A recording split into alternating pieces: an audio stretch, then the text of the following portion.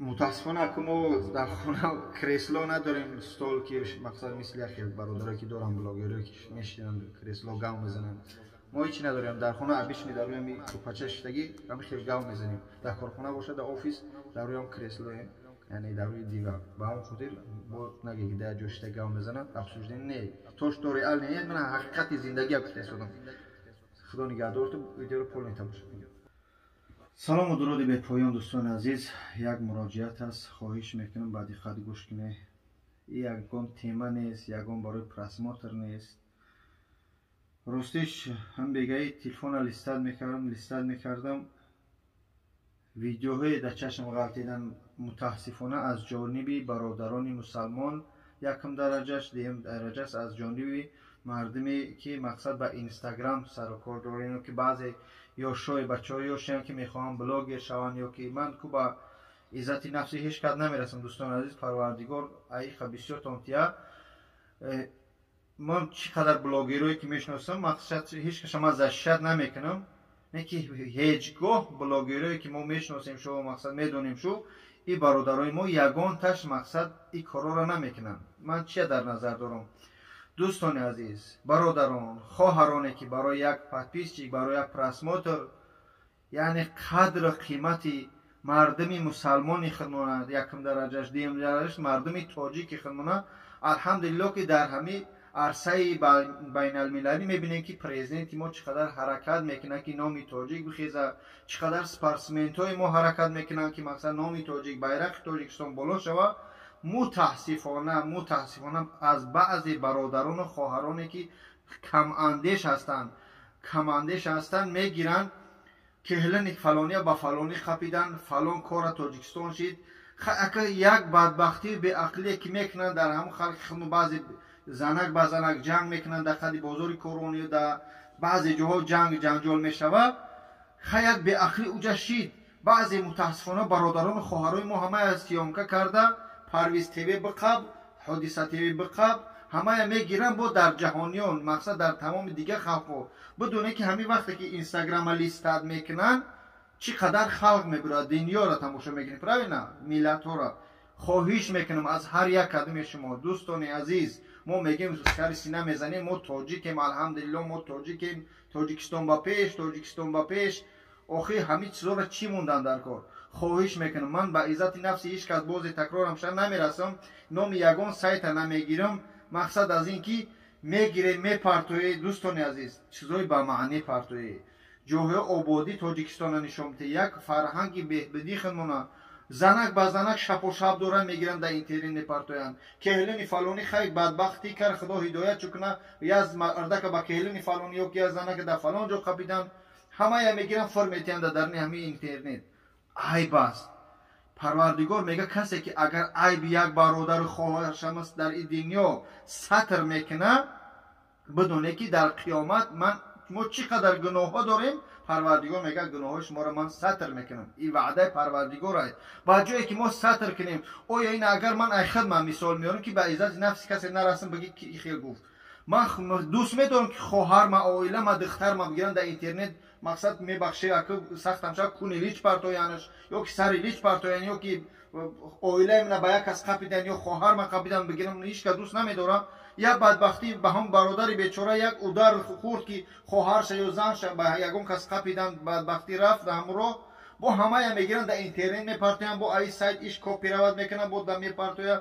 ای خدا بترسی ما هم خواهر داریم، زن داریم، فرزند داریم. بترسه که امروز ته خواهر یک از پرت افتی، مادر یک از پرت افتی، جنگی خواهر یک از خدی بزرگ کاروان های سخاوت های دوستی های در جای پرت افتی پگرش خواهر و مادری تر میپرتویم. برای پروردگار میگه در یک از زدی در تمیزنم. من با نصیحت یگان دست شما را نیستم، پروست همچو برادر خواهش میکنم از هر یک کدوم التماس میکنم که برادرایی که برای پادپیس که پرسماتر هم کار میکنن نکنی، قدر قیمتی تاجیک در پیش دیگه ملت ها پس نزنی. ما الحمدلله تاجیکستان ملتی تاجیک ملتی با فرهنگ ما در همه جا میزنیم که ما الحمدلله چقدر بزرگا داریم. ای رودکی و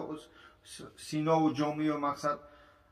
از برای الله بس کنی با او یا لایک من خودم اینا 20,000 پادپیس چیک دارم همین اینستاگرام ягон таве ба мана пул намебиёя ба шуморам намерава ҳеҷ каса инстаграм сум наметиҳад барое ки дар ютуб шумора сум бития шумо бояд ҳаррӯза баромад кунед заҳмат бикашед ки баъд ҳам $1 ё $5 ё $100 бития дамош шумо блогер шида не бурӯи гав зане як чизои фарҳанг маънавӣ ба маънӣ гав зане ҳо хай мегӯем дӯстивитена хачу да паси экран мегиранд чи ғайҷие ки да ҳамин мешавад да баъзи ҳамаи давлат ғайҷӣ дорад мегиранд ҳамун ғайҷиёро мепартоянд аз барои Аллоҳ бас бидагист пасзани миллат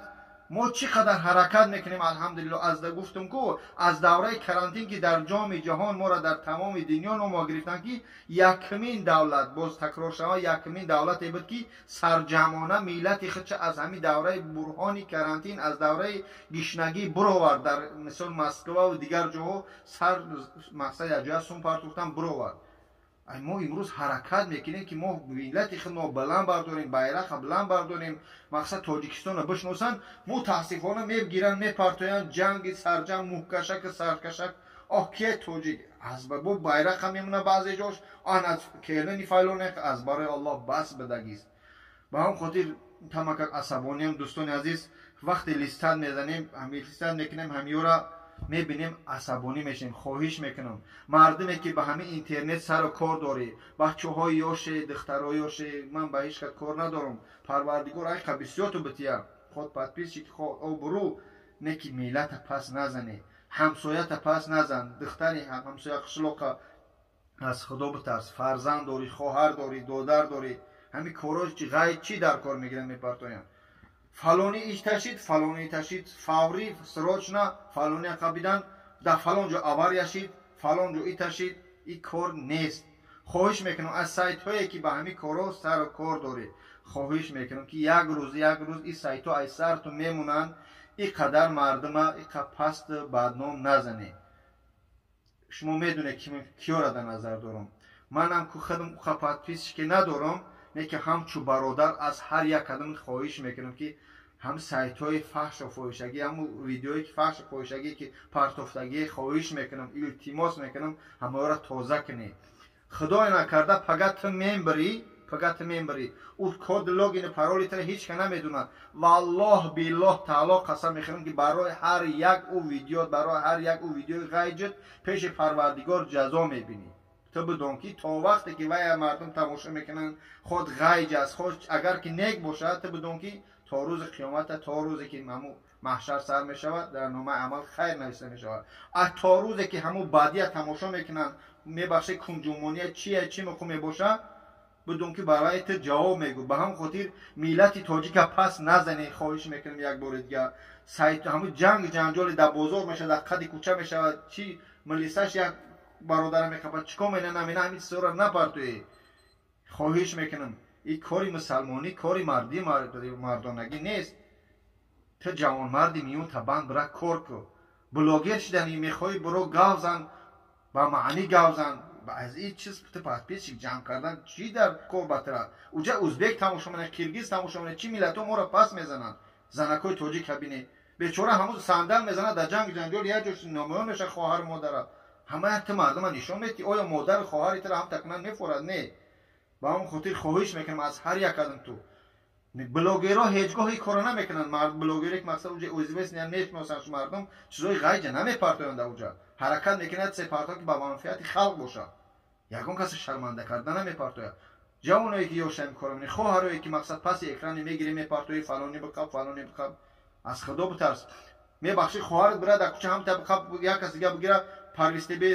ҳодиса тв фалони тв биги парто мехоҳӣ намехоҳӣ ба ҳамн хотир хоҳари як каса шарманда накӯ модари як кас шарманда битунӣ бира насиҳаташ кӯ ба ҳамн хотир худо нигаҳбони ҳар як кадам дар ҳаққи мо дуогӯ боша бахшиш ки ҳамака асабим ин кори ҷавонмардӣ нест бо худ амони худо дар ҳаққи ҳар як кадим мо дуогӯ бошӣ ки ба дуо ҳамаи мо муҳтоҷем. Ассалому алайкум.